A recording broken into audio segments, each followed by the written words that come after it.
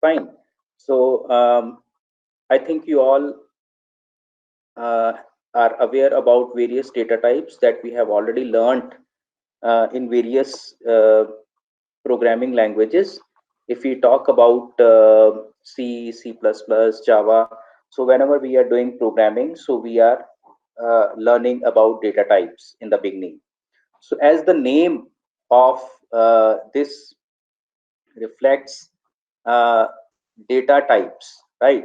So data types. So whatever the data we are using, it is having some type of data, right? So type of data means if we are talking about numbers, so in numbers different type of data is there, without decimal, with decimal, right, and complex numbers. So so this is data type. So which type of data you are going to store in the variable? Yesterday we have learned about variable, so today we will be learning about the type of data we are going to store in the variables. So it may be integers, it may be floating type, it may be string or other data types that are available in the Python, right? So we have already covered about statement, comments, indentation, and we have already covered about variables and variable types. So we are now moving ahead with the data types and data types conversion.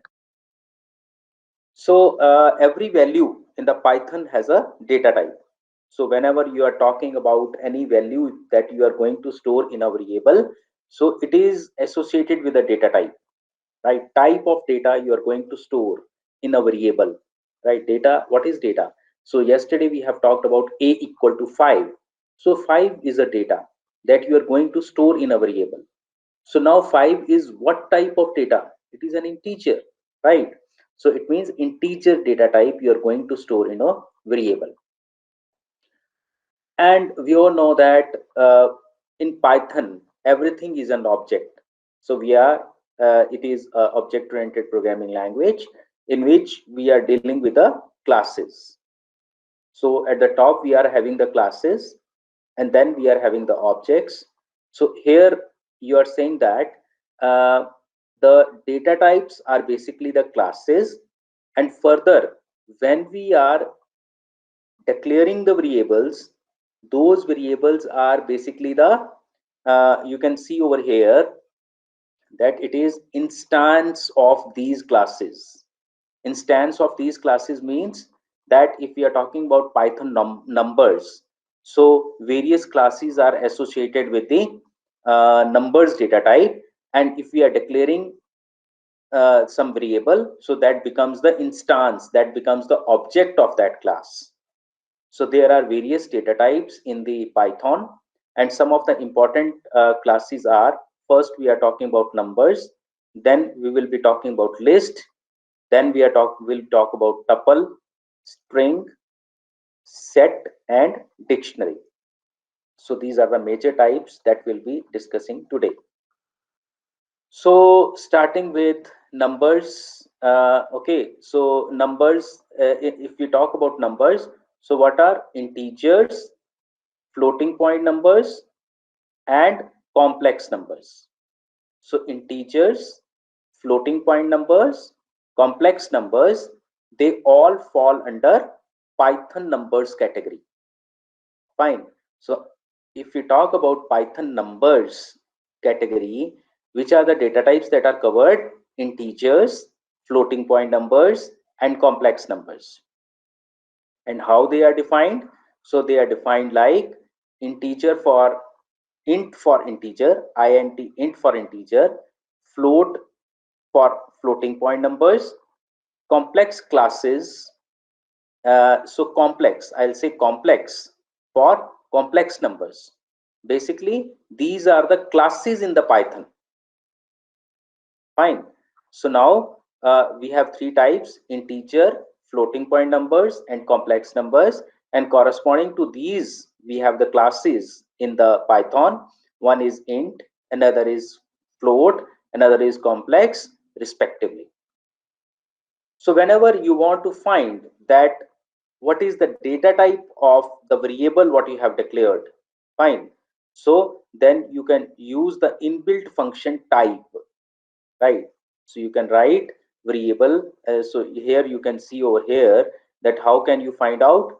You are writing type and you are passing the parameter to this function as variable, for which you want to find out which class it belongs to, what kind of data it is storing inside it. So it will explain you that, it will tell you the class of that variable. So similarly is instance of, this is the another function that you will be using to check if an object belongs to a particular class or not. Fine. So let's look at the examples.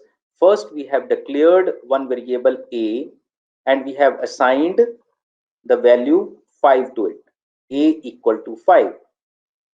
Now what we want to print is, we want to print the value of a, right? A is 5, it will display 5 over here, is of type. So here you are finding the type of that number.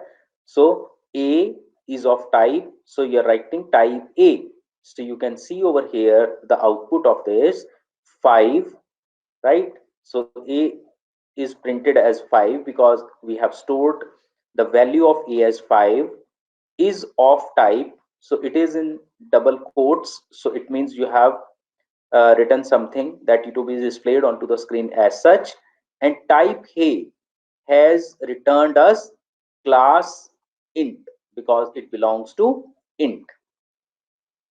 Then next you have reassigned the value 2.0 to the variable a. So you are now want to display on the screen print a, then is type of type a. So what it has shown 2.0, right? It is a what you want to display, and is of the type class float. So because it has the decimal number along with it, so it belongs to the class float. So then you reassigned the value 1 plus 2j to the variable a.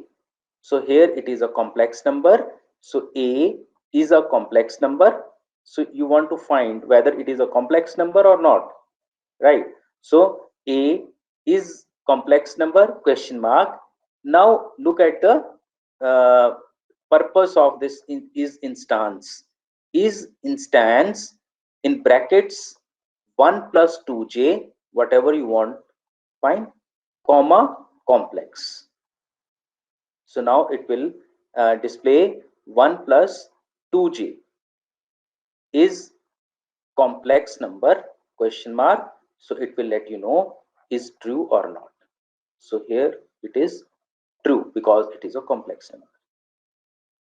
So in this place you can use a as well. So because a is the variable, so you can write a comma complex. Is it clear about numbers? So we are having integer, we are having float, we are having complex.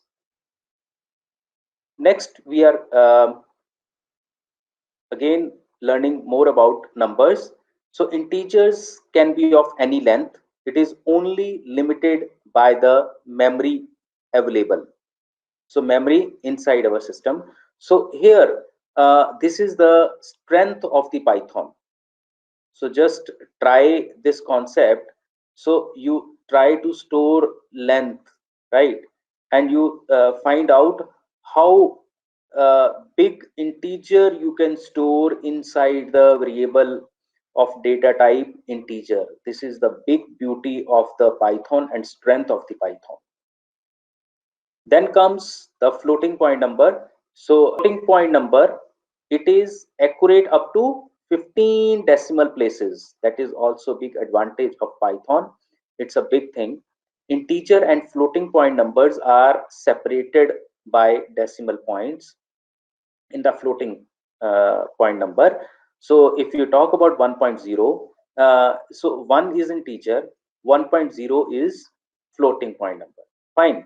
So if decimals are not there, it will be an integer.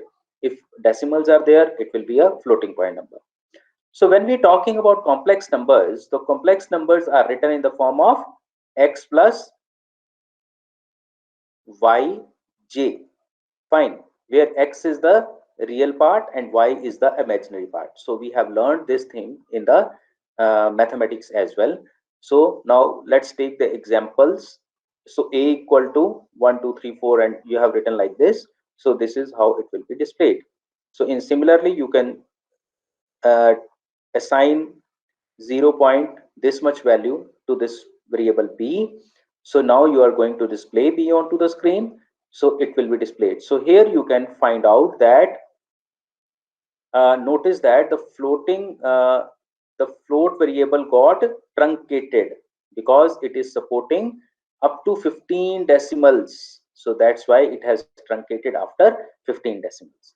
Now c equal to 1 plus 2j, this is a complex number, and now you are going to display it. So it has displayed 1 plus 2j.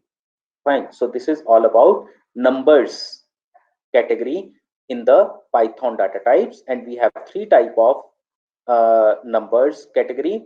One is integers, another is floating point numbers, and another is complex numbers. Now we are moving towards the next data type in the Python data types, that is list.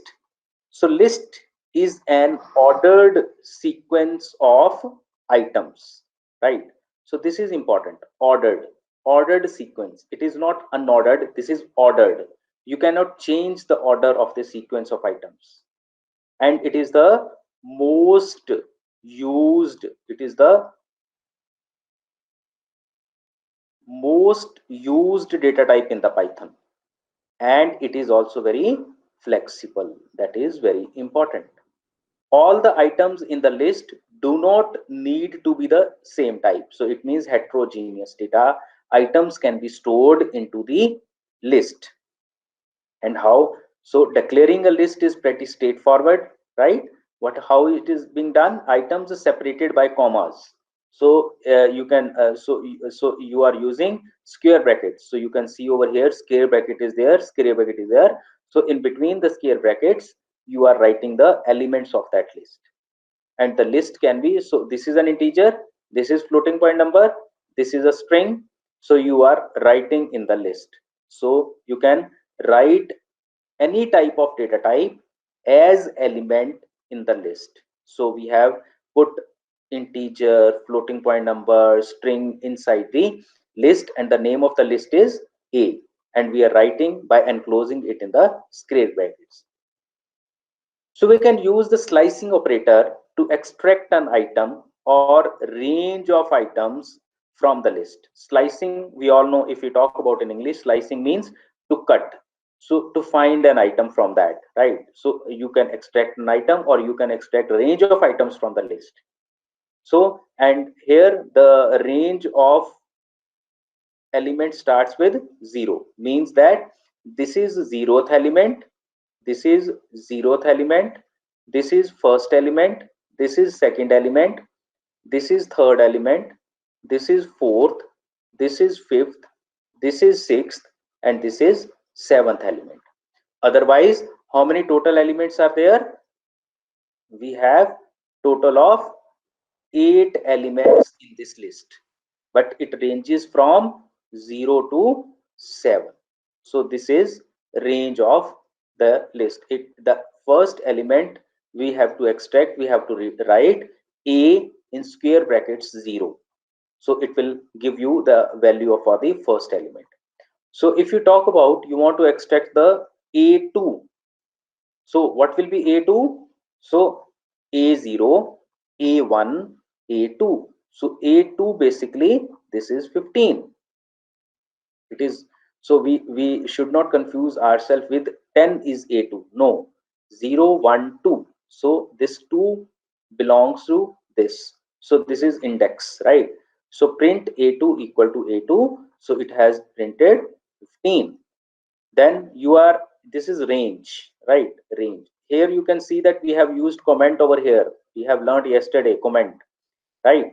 So a0 to 3. So here you can see that we have mentioned range of items from the list. So this is range of items 0, 3. means 0, 1, 2, 3, right? So here what you have, this is zeroth element, this is first element, this is second element, right? What we have observed over here, 0, 3, third 3, 3, the element with the index 3 is not printed, right? It is excluded when you are mentioning the range. So it is covering only 0, 1, 2. Okay. So 0 to 3 means it is covering 0, 1, 2, and it is not covering 3. And now next is 5 onward, 5 colon. So you have started the range, but you have not ended the range, so it will go up to end. So started with 30, 35, and 40. So the starting range will be used, but ending range will not be used. So one less than the ending range element will be covered. So here you can see A5 colon means starting of the uh, range has been given, but ending of the range has not been given. So we are starting from the 5 index. So this is 30, 35, and 40. So till it ends. Is it clear? Fine. So next, Yes, this sir. is very important. Lists are mutable, right? So this is very important. What do you mean by mutable? Mutable means that it has the feature of changing the elements of the list, right? So meaning, what is this? That the values of the elements of a list can be altered. Means, suppose this is the list a equal to 1 2 3. Now what you are doing is you are replacing, so this is 0, this is 1, and this is 2. So what you are doing is you are changing this 3 to 4. And how you are doing is you are reassigning a2 equal to 4. Now this 3 will be replaced with 4. Now you are printing the whole list, so it will display 1 2 and 4. So you can see over here that 3 has become 4. So this is known as mutable, that it has the capability of changing the elements. So you can write new elements in place of other elements. Next, we are moving to the tuple. So it is kind of, we can say that it is also an ordered sequence of items similar to list, right? And what is the major difference? So this can be also the question in your Viva voice. What is the difference between list and tuples, right? So in list, we have seen they are mutable, but the tuples are immutable. The elements cannot be changed once you have declared it, right? So the tuples are used to write protect the data, and they are usually fast in processing. Why?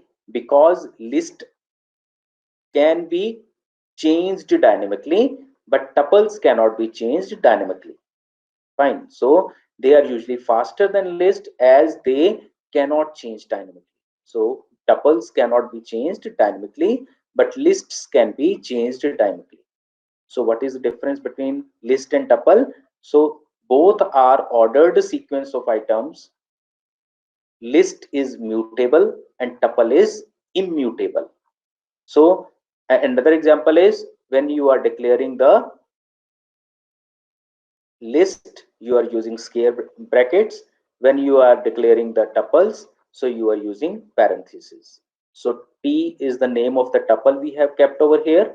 Fine. And here also you can have the heterogeneous items you can store over here. So this is your integer, this is your string, this is your complex number. Fine. And you have separated all the items with comma, and you have enclosed in the open close parentheses. Now you can use the slicing operator. Slicing means, again, you are extracting items and but you cannot change its value. This is write protected data. So suppose we have declared this tuple t equal to 5 comma program comma 1 plus 3j. Now you want to extract the first element. Again, this is zeroth element, this is first element, and this is second element. So you are going to display the first t1. It is second element, but you are declaring it t1. So print t1. So how it will be displayed? T1 equal to program, because it is the, this is the second element which is displayed as t1. Then you have the range of 0 to 3 again. So 0, 1, 2. But do we have 3 over here? Because if we look at the last slide, here we had elements more than uh, 0, 1, 2, 3, 4. So when you are using the 3 over here, right? So no doubt this 3 was over here, right? So but it has not used it because this is a feature. But if you look at this tuple here, this 3 is not there because the ranges finishes as 2, right? So 0 to 3, fine. So 5 program and 1 plus 3j. So now what it has done is it has displayed. So sometimes you can you should if you want to display it, so that is the feature of tuple as well, because ranges, this will pick 0, 1 and 2, it will ignore 3. So if you have how many elements? 0, 1 and 2, right? 3 elements that are the maximum elements you have in your tuple. So you need to mention over here as 3 only. Fine. So now what you have done is uh, first zeroth element, first element, and second element. And as there is no 3, so it is also not using it, because uh, it is using the first starting the range, but it is not using the ending range. But if you use 0 to 4, it will give error because third element is not available. Then print, so we have printed and the result is over here. So this is the result that is displayed over here. Now if you try to change the value over here, because this is immutable, and you are trying to change from 5 to 10, so it will give you error. What is the error? Trace back most recent call last. So test.py python line 11 or whatever. So this is t11. So what is the error? Tuple object does not support item assignment. So you cannot reassign the value once you have declared it. Got it? So the difference between list and tuple: first is list is mutable and tuple is immutable. Fine. In list, you are declaring by putting the scare braces, and here you are using parentheses. And another is it is tuples are faster because they cannot change dynamically. So these are the major differences between list and tuple that you can answer in your Viva Voice as well. Next, we are coming to the strings. So string, it is a sequence. It is a sequence of Unicode characters. So anybody knows what is Unicode? Unicode is universal encoding. Universal encoding means it supports all the other languages other than English as well. What do you mean by that? If I want to assign, you have written s equal to this is a string, so I can write over here that यह हिंदी का वाक्य है. Or if I want to assign some Punjabi sentence over here, so I can write Punjabi sentence also. ਇਹ ਪੰਜਾਬੀ ਦਾ ਵਾਕ ਹੈ. So you can store over here as Vadakkam also, and you can write in Tamil only. So this is Unicode, Okay, sir. that you need not to Okay. have any extra font installed in your system or any extra processing is required, but you can directly assign the any sentence written in any language to this variable. So it is supporting Unicode. Similarly, Java, if you remember, if you can recall, the character data type is of two. Uh, uh, how many bytes it uses for storing 2 bytes? Fine. So Yes. why it was two? Earlier in C, C++, it was 1 byte. Fine. Yes. Because in Java there was a support of Unicode. Unicode. Yeah, that's why it is 2 bytes. Fine. Yes. So in string, it is a sequence of Unicode characters. So you should be very frequent in giving concise definition to the examiner. String is sequence of Unicode characters. So here you can see that you can use single quotes as well as double quotes for representing the strings. If you are talking about multi-line strings, where we are coming to the multi-line strings, so when you are talking about multi-line strings, you can use 3 single quotes or you can use 3 double quotes in sequence. So here you can see it is a single line string and you have enclosed in the double string. So this is a string, and here you are trying to print the string what we have variable you have taken earlier. So this is, it will display this is a string. This is what you have stored. It will display onto the screen. Then you have written as a multi-line string. So here it is a multi-line. So you see that this is continued in the next line. So what you have done is you have put 3 single quotes over here, 3 single quotes over here. Fine. So it will consider it a multi-line string and it will display output like this. Fine. So then you are printing this. So it will print what you have stored in the same way. So just like list and tuple, right? So slicing is used. Slicing can be used with the strings. So here you can see again, strings are also immutable. You cannot change once you have assigned. So s equal to hello world, right? 0, 1, 2, 3, 4. So this is your 0th element. This is your first element. This is your second. This is your third. And this is your fourth element. So here you are going to display S4. This is slicing, right? So what it will display? So this 0 will display onto the screen. Fine. Now range 6 to 11, right? So this is 6, this is 4, this space is 5, this is 6, this is your 7, R is 8, L is 9, D is 10, and this exclamation sign is 11. So what should it display? It is not taking 11, but 6th, 7, 8, 9, 10. Up to 10 it will go. So exclamation sign will not be displayed. So it will display world, right? So it has displayed world. Then you are trying to change the fifth uh, element over here. So here fifth is space. You are trying to replace with the D. So it is immutable. So it will give you error. So what is the error?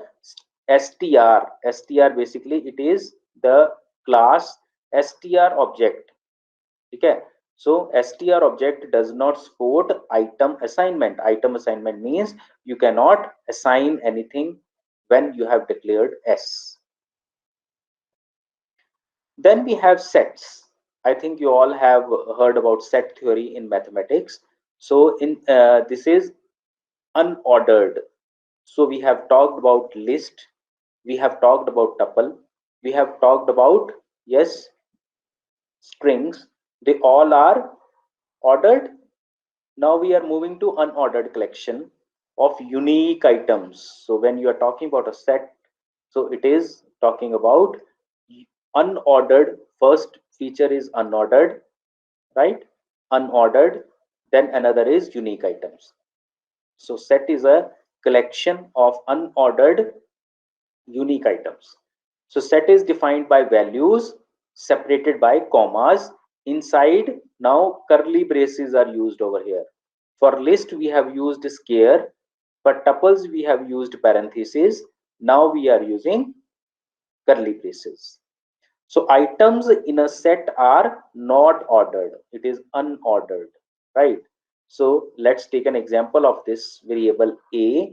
We have put 5, 2, 3, 1, 4. How many elements are there? 1, 2, 3, 4. 5 elements are there inside this set, and all are unique over here. So then you are printing set variable. So a equal to your a. So it will display a equal to 1, 2, 3, 4, 5. Fine. So then data type of variable a. So you want to see what is the data type of this variable a. So when you are using type, then variable name, it will display class. What is the class it belongs to? Set. Then we can perform set operations. What are the operations that we can perform on set? That is union, intersection, and they will be in two sets. On single set we cannot apply, so we require two sets for using these operations, union and intersection. So sets have unique values we have seen earlier. So what it will do is it will eliminate the duplicate values. So if A is 1, 2, 2, 3, 3, 3, so when you try to display A, it will remove the duplicate values and it will display 1, 2, 3. Since set are unordered collection, it is unordered collection, so indexing do not have the meaning on that. So previous we have seen the indexing, and we were trying to display fourth element, fourth index element, right? So here this indexing will not be applicable because this is unordered collection. So hence the slicing operator does not work. So a equal to, if this is the set we have defined and we try to display a1, and this will give you error. Why? Because if you see, set object does not support indexing. So dictionary is an unordered collection of key value pairs. So whenever you are talking about dictionary, in simple words also, if we talk about dictionary, so we have some word and correspondingly we have the meaning, right? So or other type of dictionaries also there. So they are basically the key value pairs, and this is also unordered. But here the feature of that is we require key value pairs. Fine. So it is generally used when we have a huge amount of data, then we will be using the data type dictionary. So dictionaries are optimized for retrieving the data.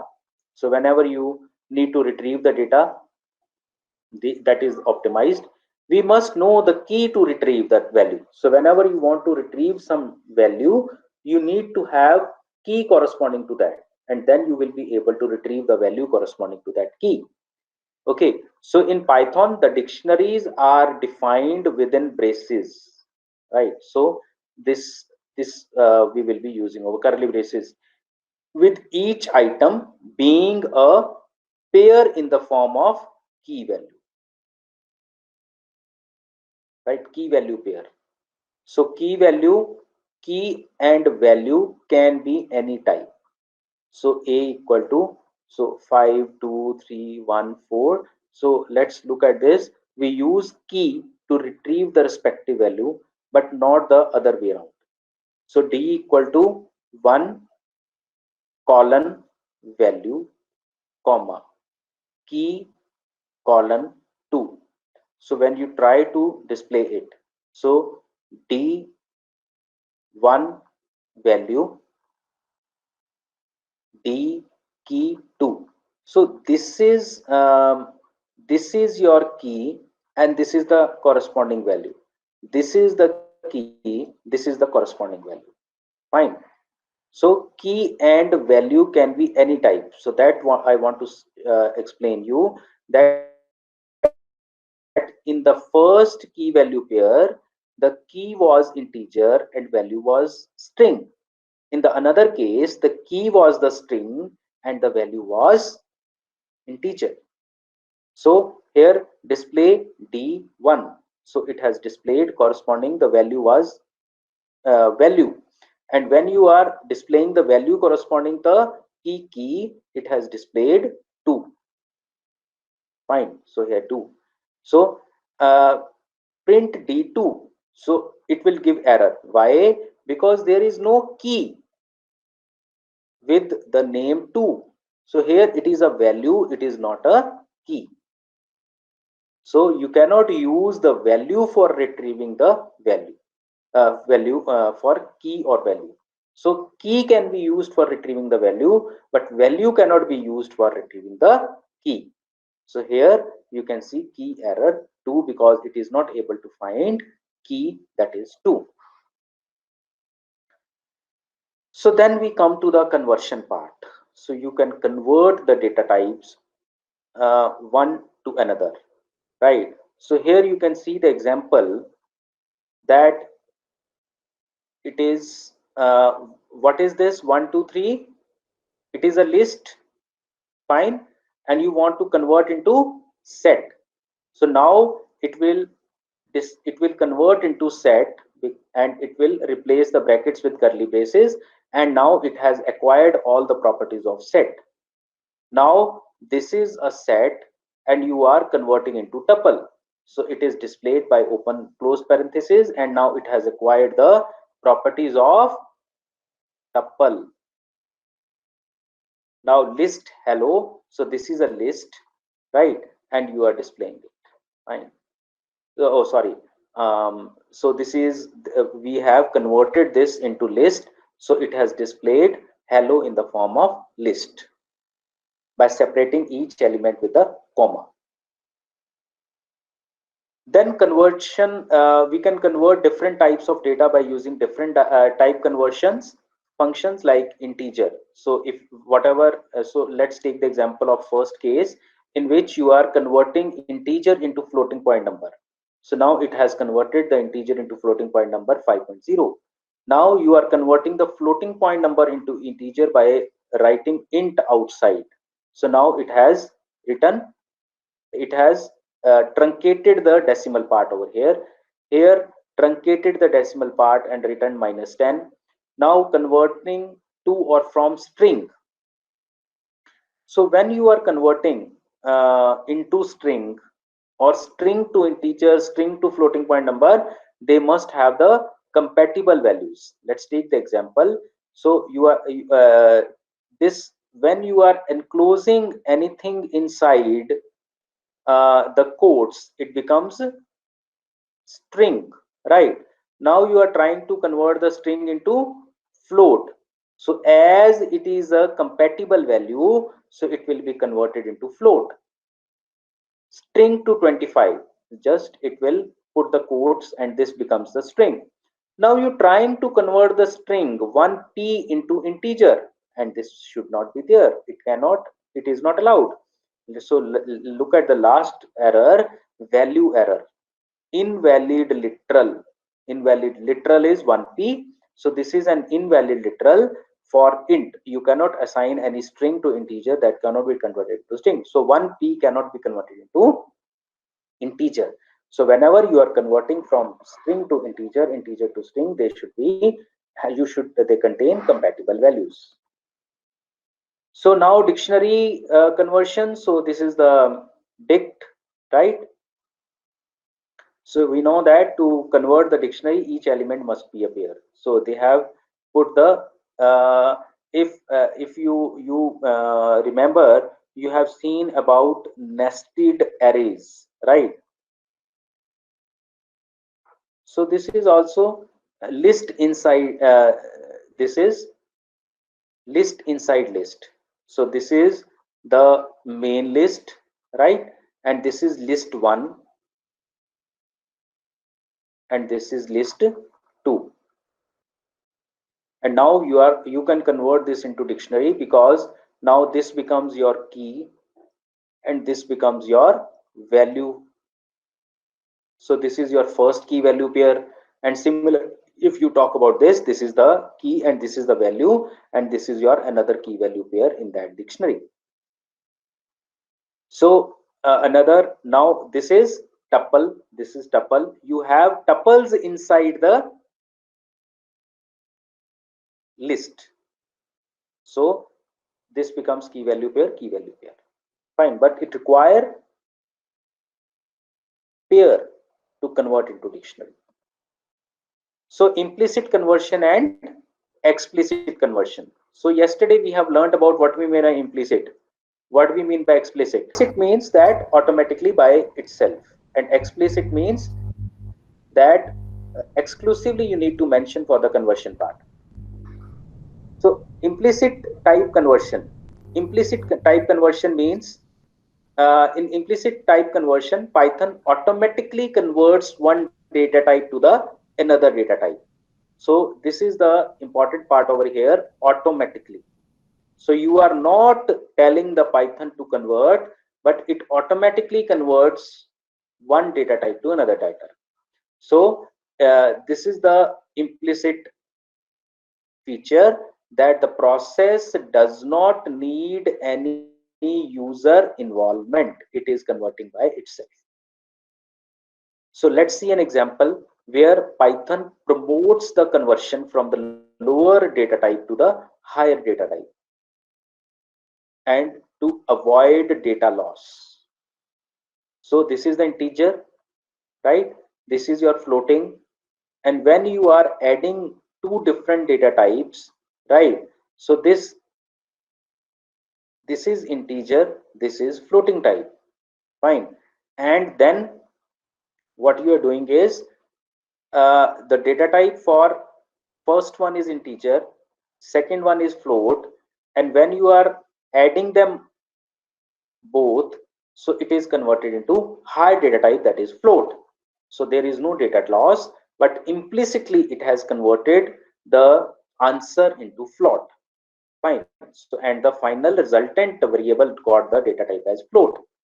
So we add two variables, num underscore int and num underscore flow, storing the value in the num underscore new. And we can see that the data type of both the three objects. We can see the num underscore name int is of int data type, num underscore flow is of floating data type, and when we have added, the new variable becomes a floating data type. So it means it has promoted the lower data type to the higher data type, and then it has done. So here there is no loss of data. So this is the type conversion, implicit. Then addition of string higher data type to the integer lower data type. So string is the higher data type and integer is the lower data type. So this is the integer, this is the string. So when you try to add them, right? So what will happen? Unsupported operand type plus, because a string cannot be added with integer. So however, the Python has the solution for it. Okay, that will see that we need to do explicit conversion. We need to convert the string into integer first. So explicit conversion. So in explicit type conversion, the users convert the data type of an object to the required, and we use, and here the user intervention is required, because you are explicitly mention the conversion using the conversion functions. So if you are going to convert into integer, you are writing int, and in brackets you are writing the variable to be converted into integer. Float, in brackets you are writing the data variable to be converted into floating data type. String, in brackets you are writing the variable to be converted into string. So this type of conversion is also called typecasting. So define typecasting. Okay, because the user cast means changes the data type of the object.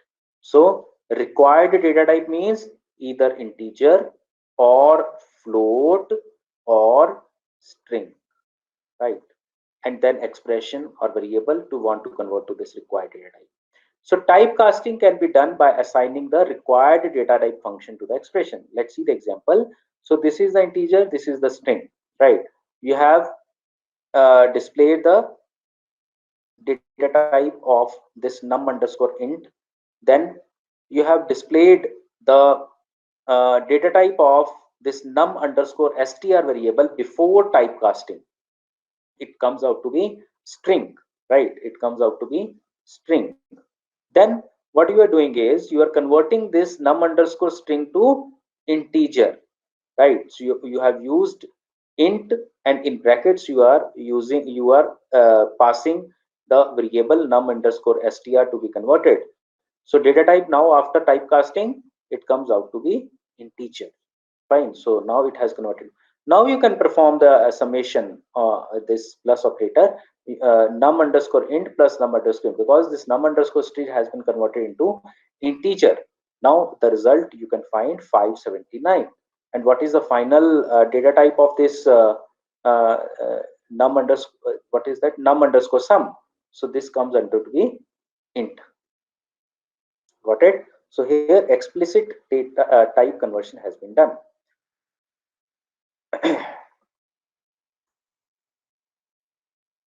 So this are so key points to remember about the typecasting and type conversion. So type conversion is the conversion of object from one data type to the another data type. Implicit type conversion is automatically performed by the Python interpreter. Python avoids the loss of data in implicit type conversion. Explicit type conversion is also called typecasting. The data types of the objects are converted using predefined functions by the user, that int, float, str. And in typecasting, loss of data may occur as we enforce the object to specific data type, as we have used explicit data type conversion.